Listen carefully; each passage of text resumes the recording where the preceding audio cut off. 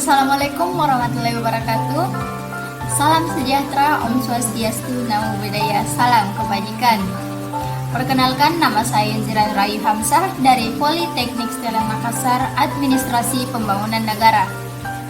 Di sini saya akan menjelaskan terkait Undang-Undang Aparatur Sipil Negara, situasi problematika kepegawaian negara, dan pembentukan karakter ASN. Undang-Undang Aparatur Sipil Negara ini terdapat pada Undang-Undang Republik Indonesia Nomor 5 Tahun 2014 tentang Aparatur Sipil Negara. Aparatur sipil negara ini terdiri dari pegawai negeri sipil atau PNS, yang dimana dimaksud dalam Undang-Undang Aparatur Sipil Negara ini PNS merupakan pegawai ASN yang diangkat sebagai pegawai tetap oleh pejabat pembina kepegawaian, serta pegawai negeri sipil ini memiliki nomor induk secara nasional.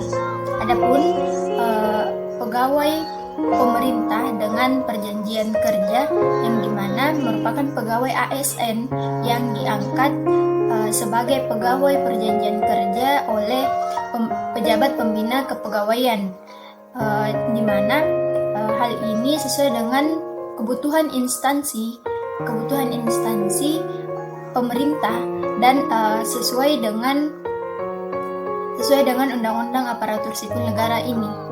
Undang ASN ini merupakan dasar dari manajemen aparatur sipil negara yang dimana bertujuan untuk membentuk aparatur sipil negara yang memiliki integritas, profesional dan netral, serta bebas dari intervensi politis, dan bebas juga dari praktek KKN, korupsi, kolusi, nepotisme, serta mampu menyelenggarakan pelayanan publik yang baik kepada masyarakat.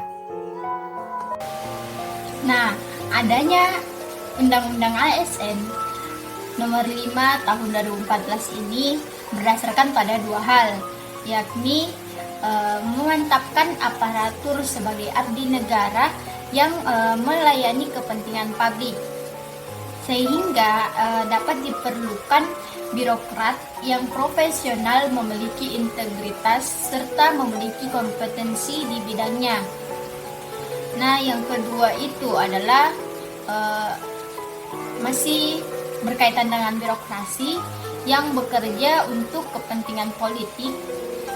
Dengan adanya dasar dalam Undang-Undang ASN ini dapat menjadikan sebuah daya dorong untuk melakukan perubahan terhadap tatanan birokrasi melalui ASN yang memiliki sebuah perubahan dalam sistem manajemen, rekrutmen, dan budaya pegawai negeri sipil atau PNS.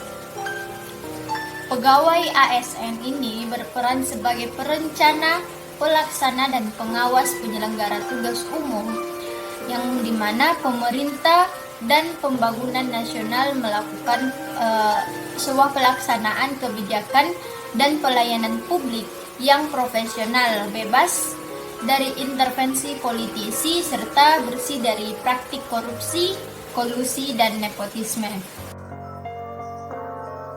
Di dalam Undang-Undang ASN ini tentunya memiliki tujuan utama dalam Undang-Undang ASN. Nah, saya ingin menjelaskan terkait tujuh tujuan utama ini. Yang pertama itu ada independensi dan netralitas, di mana ASN ini dilindungi dari intervensi politis dan di mana juga memiliki perlindungan dengan sistem merit protection. Yang kedua itu adanya kompetensi, di mana yang dinilai dari ASN itu sendiri adalah bagaimana kemampuan mereka, profesionalitas mereka, keahlian dan pengalaman mereka. Yang ketiga ini ada kinerja atau produktivitas kerja, di mana bagaimana kinerja seorang ASN itu dapat mengerjakan pekerjaannya dengan yang produktif. Yang keempat itu adanya integritas, yang kelima kesejahteraan, yang keenam kualitas pelayanan publik, yang bagaimana ASN itu sendiri melakukan pelayanan publik yang baik kepada masyarakat yang menerimanya. Yang ketujuh ada pengawasan dan akuntabilitas.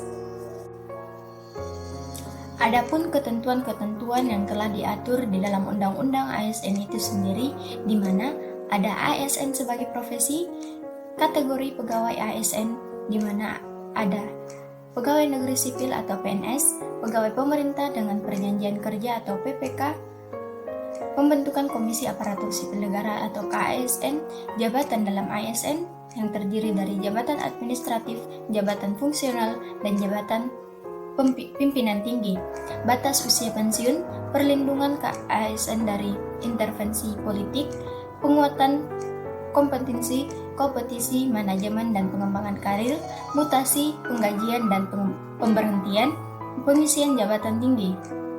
Situasi problematika kepegawaian negara. Nah, situasi problematika kepegawaian negara ini memiliki akar permasalahan yang buruknya kepegawaian negara di Indonesia. Pada prinsipnya terdiri dari dua hal penting, yaitu adanya persoalan internal sistem kepegawaian negara itu sendiri. Yang kedua itu persoalan eksternal yang mempengaruhi fungsi dari profesionalisme kepegawaian negara. Nah, dari situasi problematika terkait dengan persoalan internal, sistem kepegawaian dapat dianalisis dengan memperhatikan subsistem yang membentuk karakter kepegawaian negara. Nah, subsistem kepegawaian negara ini terdiri dari pertama, rekrutmen, penggajian dan reward, pengukuran kinerja, promosi jabatan dan pengawasan. Ada pula strategi yang tepat untuk meningkatkan kualitas pegawai negeri adalah di mana salah satu fungsi manajemen sumber daya manusia yaitu dua pengembangan pegawaiannya yang diimplementasikan melalui aktivitas-aktivitas atau program pengembangan karir pegawai negeri sipil tersebut dalam melalui suatu organisasi. Peranan pegawai negeri sipil merupakan salah satu unsur yang paling penting dalam organisasi. Dengan maju mundurnya suatu organisasi yang sangat bergantung pada kualitas SDM dan puas atau tidaknya untuk meningkatkan kinerja pegawai itu sendiri yang ada di dalam organisasi tersebut. Pada sisi lain, kepastian tentang jumlah PNS yang dibutuhkan terhadap jumlah penduduk atau rasio beban kerja masih belum dapat dihitung secara baik untuk menentukan jumlah pegawai yang harus direkrut setiap tahunnya. Dari sisi penyelenggaraannya, rekrutmen pegawai masih dilakukan dengan cara-cara yang tidak menjamin kesempatan dan terjaringnya calon-calon yang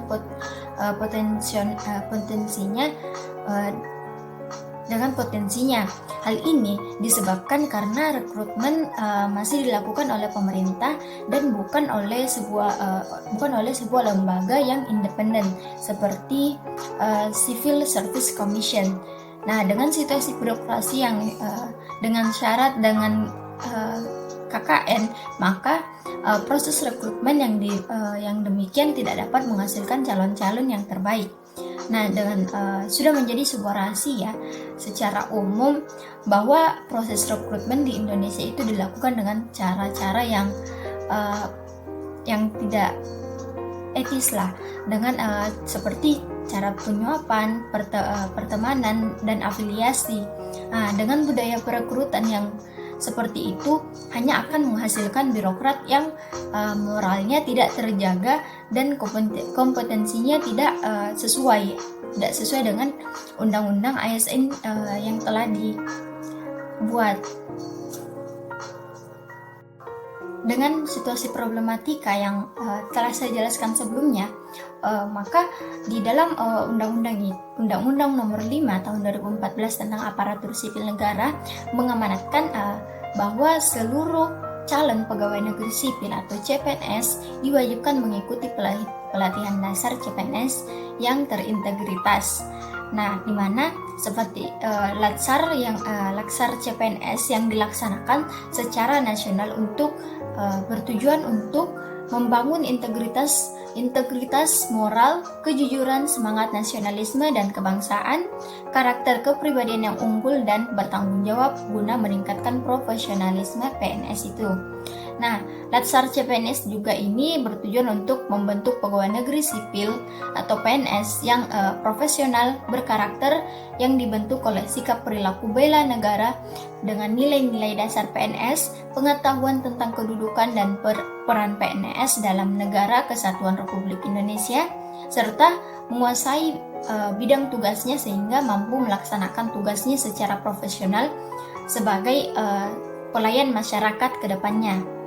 Karakter yang telah diatur dalam Undang-Undang ASN itu sendiri yaitu melalui pelatihan dasar di mana telah ditegaskan bahwa pelatihan dasar CPNS adalah penyempurnaan dan pengayaan konsep diklat prajabatan yang dilakukan dengan mengembangkan desain diklat terintegritas yang dimana sejalan dengan perkembangan dinamika tuntutan jabatan dan penguatan terhadap kompetensi bidang yang sesuai dengan formasi jabatan yang ditetapkan, dan juga di mana Latsar CPNS ini sebagai salah satu jenis pelatihan yang strategis pada pasca Undang-Undang ASN ditetapkan dalam rangka pembentukan karakter PNS dan membentuk kemampuan yang bersikap dan bertindak dengan secara profesional dalam mengelola tantangan serta masalah keragaman sosial kultural dengan menggunakan perspektif whole government yang didasari dengan nilai-nilai dasar PNS yang berdasarkan pada kedudukan dan peran PNS dalam NKRI pada setiap pelaksanaan tugas jabatannya sebagai pelayanan masyarakat. Nah, selanjutnya ada dengan melalui disiplin kerja, di mana disiplin kerja ini merupakan hal yang penting dalam membangun dan membentuk karakter seseorang dengan suatu organisasi serta bangsa dengan sikap mental disiplin harus dijadikan landasan utama dalam menyelenggarakan pemerintahan. Dengan adanya pengembangan budaya disiplin kerja aparatur sipil ini, aparatur sipil negara ini mengisyaratkan bahwa nilai budaya disiplin kerja dapat diwarnai dengan perilaku aparatur sipil negara dalam rangka peningkatan kinerja dan kualitas pelayanan publik secara berkelanjutan, dan selain itu berorientasi pada terwujudnya tata kelola pemerintahan yang baik atau good governance, di mana bertujuan untuk menyusun sebuah strategis pelaksanaan budaya disiplin kerja yang harus dimulai dengan strategi perubahan pola pikir serta perilaku aparatur sipil negara. Dapat kita simpulkan dengan pembentukan karakter ASN ini, maka PNS berintegritas diperlukan untuk membentuk birokrasi pemerintah yang handal. Selain itu ada pula dengan pelatihan dasar calon pegawai negeri sipil yang bertujuan untuk membentuk pegawai negeri sipil yang profesional dan berkarakter. Dengan karakter yang dibentuk oleh sikap dan perilaku dari nilai-nilai dasar, kedudukan dan peran PNS, maka PNS itu dapat menguasai bidang tugasnya. Dan ada pula dengan pembentukan karakter dapat menjadikan seseorang kredibel dan sangat andal untuk meraih kinerja dan karir yang sukses. Ada pula dengan pembelajaran moral yang kita berikan pada pembentukan karakter ASN ini, maka pembelajaran moral dan etika ditanamkan untuk spiritual dan membentuk karakter pegawai dalam melaksanakan tugas-tugas jabatannya dengan nilai-nilai spiritual yang dapat mewujudkan suasana kinerja yang kondusif di lingkungan kerja instansi pegawai negeri sipil ini. Nah, itulah tadi